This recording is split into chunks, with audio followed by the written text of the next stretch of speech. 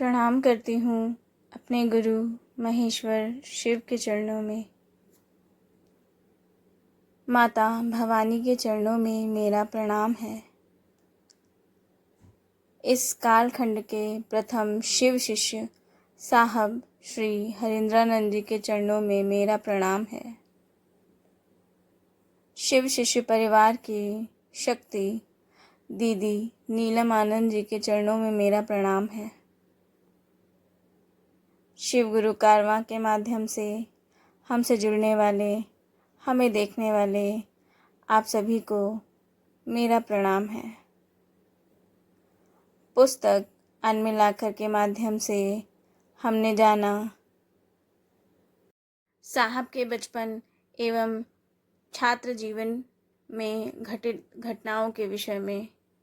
अब साहब का विवाह हो चुका है। आइए साहब के गृहस्थ जीवन में घटित घटनाओं के विषय में आगे जानते हैं। गर्मियों की छुट्टियां प्रारंभ हो चुकी थी। साहब घर आ चुके थे। जेठ की उस रात में कोई हवा नहीं थी। धूल का धक्कड़ बहुत जल्दी उड़ गया था। दरवाजे खिड़कियां खोल दी थी साहब ने। आसमान बिल्कुल साफ था। तारे टिमटिमा रहे थे, जैसे अंधेरी रात में किसी पथिक को दिया दिखा रहे हों। शाम को काका ने बोगनवेलिया की टहनियों पर जो पानी का पटवन किया था, उससे उसकी भीगी हुई पत्तियां चांदी की झालरों की भांति चमक रही थी। बहुत देर तक नींद नहीं आई साहब को। नींद के हाशिए पर घूम रही धनबाद, जमुई, सहरसा, साहिबगंज आदि की स्मृतियां आपस में लेन देन को आतुर थीं। कभी स्मृतियों की अनचाही तस्तरी हो जाती थी, तो कभी बिना किसी रोक टोक के वे सरहद पार कर रही थीं। साहब ने बत्ती जलाई और बाहर लॉन में आकर बैठ गए। मन तो बहुत देर से उनका बाहर ही था। सोचा कि चला जाए कुछ ज्ञात की दिशा में। आगे पैट्रिको में बाबूजी की सरकारी गाड़ी के साथ ही मोटरसाइकिल भी खड़ी थी। मोटरसाइकिल की आवाज़ से बाबूजी के जाग जाने का भय था। कदमों की आहट से काका की भी नींद खुल गई। उन्हें अंदाज़ा हुआ कि वे तांत्रिक से मिलने जा रहे होंगे। जब से उन्होंने तांत्रिक से मिलवाया था, तब से वे जानते थे कि बाबू बराबर वहाँ जाते हैं। काका के व्यवहार में ऐसा निश्चल स्नेह था कि साहब उनसे पूछने पर कुछ भी छिपाए नहीं रख सकते थे। वे बरामदे में खड़े मुस्कुरा रहे थे। साहब काका को देखते ही बोले, काका खड़े क्यों हो? चलो जल्दी मोटरसाइकिल में धक्का लगाओ, कल तुम्हारा सुगंधित तंबाकू आ जाएगा। तंबाकू काका की बड़ी कमज़ोरी थी। साहब इस कमज़ोरी के विषय में बचपन से ही जानते थे। सुबह बाबूजी के जागने से पहले आ जाइएगा, कहते हुए काका ने मोटरसाइकिल को धक्का देकर बाहर कर दिया। अरे नहीं काका, आपके मित्र तांत्रिक मिश्रा जी को उनके घर से तुरंत लेकर आ रहा हूँ, फिर टहलते हुए गांगी घाट पर जाऊँगा, साहब ने कहा। गांगी शमशान पहुँचने पर साहब के मन का विषाद थोड़ा कम हो चुका था। बहुत हल्के दिखाई दे रहे थे। चेहरे पर कुछ नई चीज़ सीखने की चाहत स्पष्ट थी। यहाँ रात भर उस तांत्रिक के निर्देशन में साधना की। सुबह पौ फटने के पूर्व ही आकर अपने कमरे में सो गए। परमात्म ज्ञान की अभिलाषा ने उन्हें ऐसी अंधेरी कोठरी में ढकेल दिया था, जहाँ छटपटाने के अतिरिक्त और कोई रास्ता नहीं था। यह वह काल था जब भारतीय आध्यात्मिक धारा संक्रमण के दौर से गुजर रही थी और धर्म पुरातन पंथी आडंबरों से जकड़ा हुआ था। अनवरत शमशान यात्रा के कारण साहब का संपर्क शमशान की कुछ ऐसी शक्तियों से भी हो गया था, जिन्हें सामान्य बोलचाल की भाषा में लोग भूत प्रेत की संज्ञा देते हैं। विडंबना तो यह थी कि उनके समक्ष छाया रूप में आने वाली ये शक्तियाँ शिव की वेशभूषा में प्रकट होती थी और तरह तरह की साधना करने के लिए साहब को प्रेरित करती थी। ये उन शक्तियों को शिव की शक्तियाँ मानकर श्रद्धा देते थे तथा उनके बताए रास्ते पर चलते थे। यह साधारण बात है कि साधु का चोला धारण करने से कोई साधु नहीं हो जाता। प्रेत आदि शिव के रूप में प्रकट हों तो भी वे शिव नहीं होंगे। कुछ वेशभूषा से कुछ दिनों तक किसी को बेवकूफ़ बनाया जा सकता है, किंतु एक ना एक दिन तो स्थिति स्पष्ट हो ही जाती है।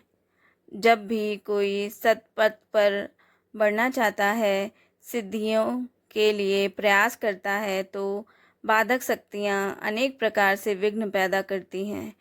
जब साहब को बोध हुआ कि शिव वेशधारी ये शक्तियाँ निम्न स्तर पर आचरण करती हैं, तो साहब का विश्वास टूटने लगा और श्रद्धा पूरी तरह खंडित हो गई।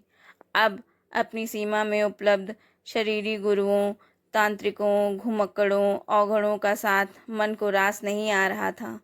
मन पूरी तरह से हताश, क्लांत हो चुका था। तांत्रिकों, अघोरियों और साधुओं के प्रति कोई श्रद्धा शेष नहीं थी साहब के मन में। शायद यह पुराने युग की समाप्ति और नए युग की शुरुआत का संकेत था।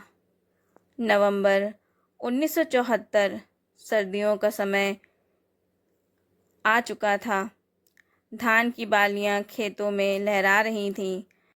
फिजा में एक महक सी पैदा कर देती थी। डूबते सूरज की लाली से आसमान लाल हो चुका था। दूर तक फैला हुआ आरा का गांगी शमशान जैसे सिंदूरी रंग में रंग गया था। साहब पुनीत जानवी से निकली हुई छोटी सी उस धारा जहाँ गांगी शमशान स्थित है के तट पर बैठे हुए थे। दूर तक सन्नाटा पसरा था। मनस्थिति साहब की ऐसी हो गई थी जैसे जाल में फंसा पंछी उड़ने के लिए बार बार पंख फड़फड़ाता हो और असहाय होकर बैठ जाता हो। रात गहरी होती जा रही थी। चारों ओर नीरवता, निशाचरी कुत्तों की भागदौड़ भय पैदा कर रही थी। अंतर्मन के धरातल पर आत्मा और परमात्मा की आंख मिचौली का खेल चल रहा था। धर्म मनुष्य का सहज भाव है, सहज प्रवृत्ति है। इसे लोगों ने असहज बना दिया है। मुक्त होना भी मनुष्य की सहज आकांक्षा है। बाल्यकाल से ही साहब ने नदियों के तीर पर स्थित शमशानों में रेतों पर कितनी बेड़ियों के निशान देखे थे। भक्तजनों को घुटने के बल मूर्ति पूजा में लीन देखा था। मनुष्य का जन्म ही दास्ता में होता है। दास्ता एक सत्य कथा है जिसे हर एक पीढ़ी अपने उत्तराधिकारियों को वसीयत के तौर पर सौंपती है। जीवन के कुरुक्षेत्र में जब सत्य और असत्य की सेनाएं आमने सामने खड़ी हो जाती हैं और मन विषाद के गहन अंधकार में डूब जाता है, तो व्यक्ति ईश्वर प्राप्ति का आग्रह भी त्याग देता है। तभी भीतर से वह सुसुप्त चेतना जागृत होती है और उसकी बाँह पकड़कर उसे अंधकार से बाहर कर देती है। इसी विषाद की अवस्था में उस अंधेरी रात की शून्यता ने आत्मदीप्त चेतना का प्रस्फुटन किया कि गुरु अगर परब्रह्म है तो स्वयं परब्रह्म गुरु क्यों नहीं। उन्हें वह श्लोक स्मरण हो आया जिसे साहब ने पाठशाला में याद किया था। गुरुर् ब्रह्मा गुरुर्विष्णु गुरुर्देवो महेश्वरः गुरु साक्षात् परब्रह्म तस्मै श्री गुरुवे नमः। गुरु ब्रह्मा है, गुरु विष्णु है, गुरु महेश्वर है और गुरु साक्षात परब्रह्म परमात्मा है। साहब ने उसी क्षण परमात्मा को गुरु मान लिया। उन दिनों साहब परमात्मा शिव को समझते थे और भगवान शिव को परमात्मा समझकर अपना गुरु बना लिया था साहब ने। साथ ही साथ दुखी मन ने उसी शमशान भूमि में 3 शर्तें बनाई और संकल्प लिया कि जब शिव को गुरु बना लिया है तो तस्वीरों में जो शिव का स्वरूप है उस रूप में यदि कोई सत्ता प्रकट होती है तो उसको अपना गुरु स्वीकार नहीं करूँगा और ना ही उससे कुछ सीखूँगा। पूर्व गुरुओं, तांत्रिकों, अघोरियों द्वारा बतलाई और सिखलाई गई साधना और पूजा अब नहीं करूँगा। धरती के किसी भी शरीरधारी साधु अथवा गुरु से कुछ भी नहीं सीखूँगा। पश्चिमी क्षितिज पर चांद सिमट रहा था। प्राची में सूर्योदय के संकेत उभर रहे थे। पिछला सब कुछ समाप्त हो चुका था। अब जीवन में नया उन्मेष, नया सवेरा हो चुका था। सत्य एक रहस्य है जिसका दर्शन सबको नहीं होता है। व्यक्ति विशेष ही विशिष्ट क्षणों में सत्य को देख सकता है। सत्य अंतर्दृष्टि से प्राप्त एक आकस्मिक घटना है जो ज्ञान से ही अधिक अनुभूति है। पटना से ही साहब ने अपनी पत्नी दीदी नीलम जी को पत्र द्वारा इस घटना की सूचना दी कि मैंने शिव को अपना गुरु मान लिया है, आप भी मानिए। दीदी माँ की खुशी का ठिकाना ना रहा। सोचा चलो आखिर उन्हें किनारा मिल ही गया। जबकि जाने अनजाने दीदी माँ ने भी शिव को अपना गुरु मान लिया था। उनके मायके में कुल गुरु के रूप में शिव की ही पूजा होती थी। तथापि उन्हें यह जानकर प्रसन्नता हुई कि उनके पति का विश्वास कहीं तो जाकर ठहरा। तुरंत प्रसाद मंगवाया और पूजा अर्चना की। आध्यात्म के इस तरुण सूर्य को उन्होंने अपनी अनुभूतियों के आधार पर पहचाना या ज्ञान के आधार पर, या रहस्य उन्हीं तक सीमित रहा। साहब के जीवन में दीदी के आ जाने से उनके प्रयोजन में अपरिमित सहयोग मिलता रहा। संशय के काले बादल अब भी साहब के मन प्राण से हटे नहीं थे। पूजा पाठ की घुमावदार अनेक पगडंडियों में चलते चलते वे क्लांत हो चुके थे। जीवन की त्रासदी बढ़ती जा रही थी। हालांकि उन्होंने शिव को गुरु मान लिया था, किंतु उनके मन में अभी भी अविश्वास था। शिव को गुरु मानने का तर्कसंगत गणित तो दिमाग ने बनाया था, किंतु उनके मन को अब तक की जीवन यात्रा ने भाव शून्य कर दिया था। वे पत्नी से मिलने डाल्टनगंज होते हुए मनातू आए। 2 दिनों के बाद छोटे साले ने कहा, मेहमान गया चलिएगा, मैं व्यूग से जा रहा हूँ। व्यूग अंग्रेज़ों के ज़माने की कार थी जिसकी सवारी लोगों को काफ़ी आकर्षित करती थी। साहब तैयार। कार थी तो पुरानी, लेकिन सांप की तरह सरसरा कर चलती थी। 2 दिनों के बाद गया से वापस चले। गाड़ी ये खुद चला रहे थे। अंधेरा हो चुका था। गाड़ी की हेडलाइट की रोशनी कम थी, लेकिन क्लच लेने पर वह अचानक बढ़ जाती थी। गया में लाइट बनाने की कोशिश की गई थी, लेकिन कोई गैरेज उन्हें बना नहीं सका। लगभग 8 बजे रात्रि में सब लोग औरंगाबाद पहुँचे। आगे अब जंगल शुरू हो जाता। ऐसे में औरंगाबाद में ही डेड हेडलाइट को बनाने का प्रयास किया गया, परंतु प्रयास विफल रहा। उसी दौरान एक अपरिचित ने बताया कि आगे एक बूढ़ा मिस्त्री रहता है। हालांकि अब वे गाड़ियां नहीं बनाता है, जरा उससे दिखला लीजिए। उसने स्थान पर भी इंगित किया। सड़क के किनारे बाजार में ही उसका खपरेल का घर था। आवाज़ देकर उसे गाड़ी की खराबी के बारे में बताया गया। बाबू, मिस्त्री का काम छोड़े तो 10 साल हो गया है। वैसे सामने की दुकान से आप पान खाकर आइए, हम देखते हैं, मिस्त्री ने कहा। कुछ ही मिनट के बाद कार के पास सभी लोग आ गए। उसने कार का बोनट बंद कर दिया, चाबी हाथ में देते हुए कहा, अब जाइए। गाड़ी की हेडलाइट जलाई गई तो रोशनी चकाचक। पैसे पूछने पर मिस्त्री ने कहा, हम मिस्त्री थे, अब है नहीं, आप लोग जाइए, रात हो रही है। जिद करके साहब ने पूछा, आखिर हुआ क्या था? डाल्टनगंज और गया में तो किसी ने भी नहीं बनाया। कुछ नहीं हुआ था बाबू, बस ठंडा तार छोड़ दिया था। ठंडा टर्मिनल से बोनेट के राड में छोटा सा तार लपेट दिया है। अब आप क्लच दबाते थे तो लाइट तेज हो जाती थी, क्योंकि क्लच के पैडल का रॉड बॉडी से सट जाता था।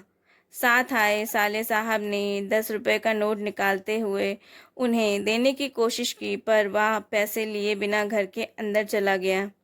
इस घटना को याद करते हुए साहब आज भी शिव चर्चाओं में कहते हैं कि गुरु अगर उत्तम हो तो अध्यात्म लाल रुई मिठाई की तरह मीठा और हल्का लगता है। भौतिक और पारलौकिक सोपानों को क्रमशः पार करते रहने के बावजूद भी साहब की मानसिक स्थिति असामान्य ही रही। उन्हें यह दुविधा होने लगी थी कि जब कोई गुरु होते हैं तो मंत्र एवं साधना की प्रक्रिया बताते हैं। मेरे गुरु शिव तो शरीर में ही नहीं है, तो मंत्र अथवा दीक्षा कैसे मिलेगी? निराशा पुनः घेरने लगी। विचारों ने तो शिव को अपना गुरु माना था, परंतु उस समय तक प्राप्त ज्ञान ने चमत्कार सीखने की संभावनाओं को निर्मूल नहीं किया था। शिव को गुरु मानने के बाद भी अविश्वास और हताशा ही थी। इनकी प्रामाणिकताओं पर शंकाएं उठती रहती थीं। काले बादलों के बीच बिजली की चमक भला कितनी देर ठहरती है? बाबूजी का तबादला मुजफ्फरपुर से 12 किलोमीटर पहले हाजीपुर मुजफ्फरपुर मुख्य मार्ग के पार्श्व में स्थित टीचर्स ट्रेनिंग कॉलेज तुर्की के प्राचार्य के पद पर हो चुका था। कॉलेज के विशाल परिसर के बीच प्राचार्य के सरकारी कर्णाकृत आवास में परिवार भी आ चुका था। साहब ने परिवार का अपने प्रति मधुर व्यवहार नहीं पाकर आवास परिसर के बाहर बने एक खाली भवन में एक छोटा सा कमरा ले लिया था। कमरे में एक टेबल, एक चौकी, बिस्तर पर बिछी एक दरी और चादर के अलावा थोड़ा बहुत सामान था। साहब की दिनचर्या और शयन शैली बाकी लोगों से भिन्न थी। चौकी के नीचे एक ईंट रखी रहती थी, जिसे वे रात में तौलिया डालकर तकिया बनाया करते थे।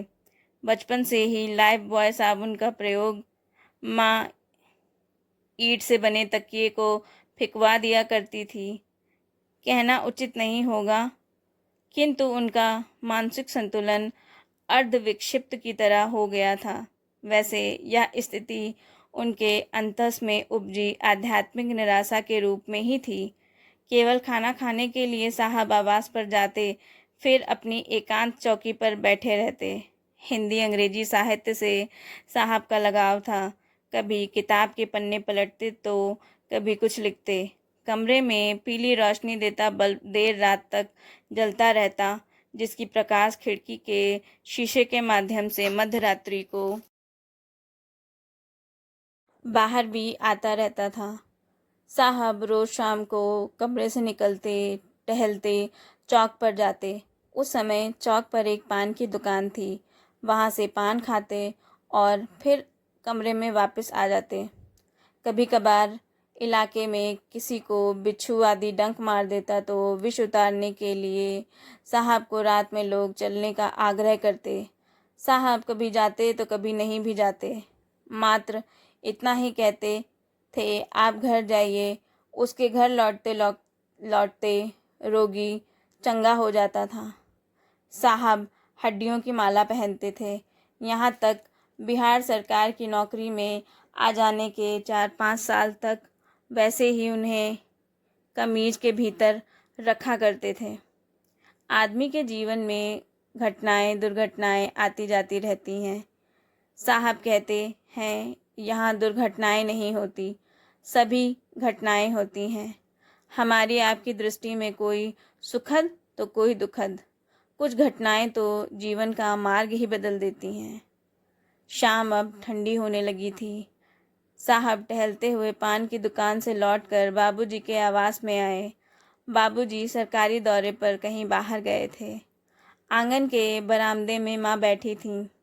उनसे थोड़ी देर बातचीत के उपरांत बाहर हाथे में आम के पेड़ के नीचे कुर्सी खींचकर बैठ गए। दूर सड़क पर इक्का दुक्का सवारियां आती जाती दिख रही थीं। पूरा कॉलेज परिसर शांत था। चारों ओर आम के वृक्ष निश्चल थे, मानो वे सन्नाटे के सहभागी हों। अचानक से हवा के एक झोंके के साथ आती सांस पर नमा ध्वनित हुआ और निकलती सांस सिवाय की गूंज उठते विलुप्त हो गई। साहब का शरीर कपकपा उठा। हाथ में रखे कमरे की चाबी का गुच्छा घास पर गिर गया। अकबकाहट में तेज स्वर में उनके मुंह से निकला, रे रे एकरा ते खोजत रहनी ह। घर के आंगन में बैठी माँ ने केवल आवाज़ सुनी थी, देखा तो कुछ भी नहीं था। आंगन से ही माँ बोली, अरे का भुलाइल रहल ह। साहब निरुत्तर। माँ ने फिर दोहराया, तब साहब घास पर गिरी चाबी उठाकर बोले, ऊ चाबी गिरल रहल ह, मिल गईल। संक्षिप्त उत्तर दिया साहब ने।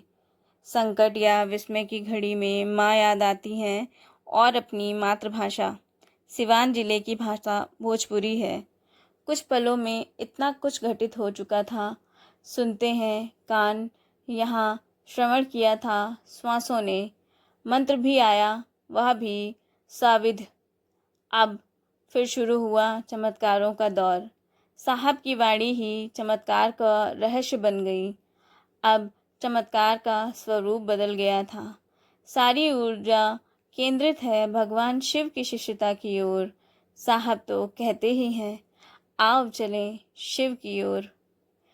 इसी वर्ष 1975 में ही कानून की अंतिम परीक्षा पास करने के बाद बिहार लोक सेवा आयोग की परीक्षा दी थी और बिहार प्रशासनिक सेवा के पदाधिकारी भी हुए थे साहब।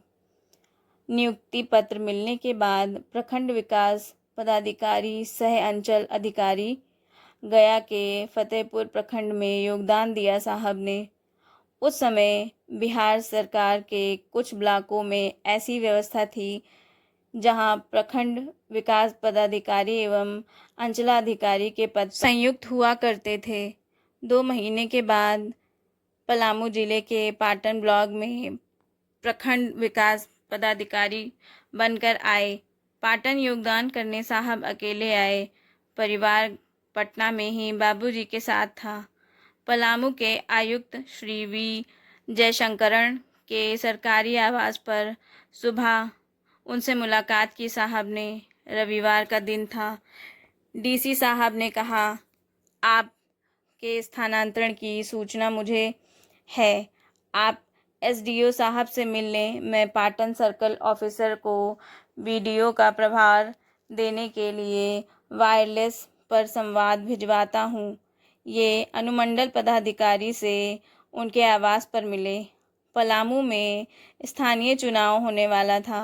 इससे संबंधित कागजात का एक मोटा बंडल साहब को दिलवाया और कहा, मैं आपको पाटन भिजवा देता हूँ। आप पाटन से ही अपनी जीप लेकर चुनाव का यह दस्तावेज मनातू बीडीओ को आज ही दे देंगे। मनातू ब्लॉक पाटन प्रखंड मुख्यालय के 27 किलोमीटर आगे है। एक सरकारी जीप मिली। कागजात लेकर साहब पाटन चले। रास्ता चिरपरिचित था। मनातू ससुराल जो ठहरा। पाटन सीओ से मिलकर जीप प्राप्त की। उन्होंने कहा, साहब आज तो रविवार है, मैं कल प्रभार दूंगा। मुझको वायरलेस मिल चुका है। जीप के चालक ने डाल्टनगंज से आई जीप से कागजात अपनी जीप में रख लिया। अब जीप मनातू की ओर चली। मनातू बीडीओ को साहब ने चुनाव संबंधी प्राप्त कागजात हस्तगत कराए और कहा, एसडीओ साहब को कागजात प्राप्ति की सूचना वायरलेस से भेज दीजिएगा। फिर रात्रि विश्राम के लिए मनातूगढ़ आए। सुबह 5:30 बजे साहब पाटन के लिए रवाना हो चुके थे। करीब 9 किलोमीटर का रास्ता धूल भरा था, इसीलिए सामने का शीशा चालक ने उठा रखा था। उन दिनों घना जंगल था। लगभग 3 मील दूरी तय करने के बाद पहाड़ की एक हल्की चढ़ाई चढ़ते ही जीप जैसे बाएं हल्के ढलान पर घूमी कि साहब ने अचानक से जीप रोक दी। उजाला हो चुका था, मौसम सुहावना था। बाएं लाल सूरज पहाड़ी की ओट में होने के कारण दिख नहीं रहा था। सामने ही मोरंग से बनी सड़क की दाहिनी झाड़ियों में से एक काला मोटा सांप आधी सड़क पर ठहरा हुआ था। उसका धड़ अभी भी झाड़ियों में था। चालक ने धीरे से कहा, सर गाड़ी चढ़ा दीजिए। साहब ने फुसफुसाकर कहा, अरे सामने का शीशा खुला है, वह जम कर जाएगा तो क्या होगा। यह तो किंग कोबरा है, माथे पर पीला निशान नहीं दिख रहा है। ड्राइवर ने फिर से कहा, सर हैंडल निकाल कर मारें। तब साहब ने कहा, पागल हो क्या यार, स्टार्ट। पेट्रोल जीप खड़ी है, इलाका पूरी तरह सुनसान है। इन्होंने थोड़े भय से गाड़ी में बैक गियर लगा दिया। सांप ने बाईं खड़ी जीप को देखने के लिए अपना सर उठाया। जीप की अगली सीट पर साहब अकेले थे। सांप को छोड़कर सब कुछ भय मिश्रित था। फन पर दो पीले बड़े स्पष्ट खड़ाऊ जैसे निशान। सांप ने धीरे धीरे सड़क पार करना शुरू किया। लग रहा था उसे जीप की उपस्थिति का कोई भान ही नहीं है। ना ही उसे जीप से कोई भय था और ना ही उसमें बैठे इंसान से, जबकि इंसानों से एक अनकहा भय जानवरों में व्याप्त रहता है। यह प्रकृति प्रदत्त है। सड़क पार कर झाड़ी में घुसने से पूर्व सांप ने फिर मुड़कर फन फैलाया। जीप की ड्राइविंग सीट बाएं थी। साहब अब सीधे सांप की पकड़ में थे, क्योंकि अभी तक पूंछ दाहिनी झाड़ी से बाहर नहीं निकली थी। जितना सांप बाहर आया था उसकी लंबाई 20 फीट से ज़्यादा थी। चाल मदमस्त और चमक ऐसी जो अलग तरह के काले रंग को भी फीकी करती हो।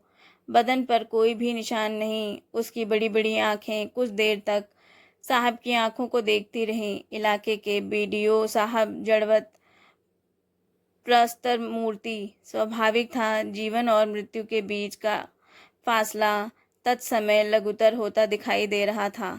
एक दूसरे से मिलने का यह अनोखा संयोग किसने रचा था ज्ञात नहीं। हाँ, बस इतना कहा जा सकता है कि कुछ तो था उनकी आंखों में, वरना विश्व के अत्यंत जहरीले सांपों में से एक ने बस देखा और अपने गंतव्य की ओर चल पड़ा। थोड़ी देर के बाद उसने फन समेटा और धीरे धीरे झाड़ियों में घुसने लगा। अब दाहिनी झाड़ी से सांप की पूंछ निकली। सर, या तो 25 फीट से भी ज़्यादा का है। शरीर उठाकर हमें डस सकता था। पीछे चालक बुदबुदाया। किंग कोबरा की चाल में कोई अंतर नहीं आया। वह बाएं पहाड़ी की झाड़ियों में प्रवेश कर गया। साहब ने जीप के ब्रेक से पांव हटाया। गाड़ी आगे बढ़ी। मनातू के किसी आदमी ने अब तक वैसा भयंकर सांप नहीं देखा, ना ही इनकी ससुराल वालों ने। 200 वर्षों से भी अधिक की जमींदारी जो जंगलों में ही पली बड़ी, उसे यह सौभाग्य नहीं मिला। उस दिन 11 बजे यानी 3 सितंबर 1979 साहब ने प्रखंड विकास पदाधिकारी पाटन का प्रभार लिया। 2 महीने के भीतर परिवार पाटन आ गया। पत्नी और बच्चे समेत सभी यहाँ रहने लगे। हालांकि परिवार में कुल 5 सदस्य ही थे। 2 पुत्र, 1 पुत्री के साथ पारिवारिक संसार रचा बसा था।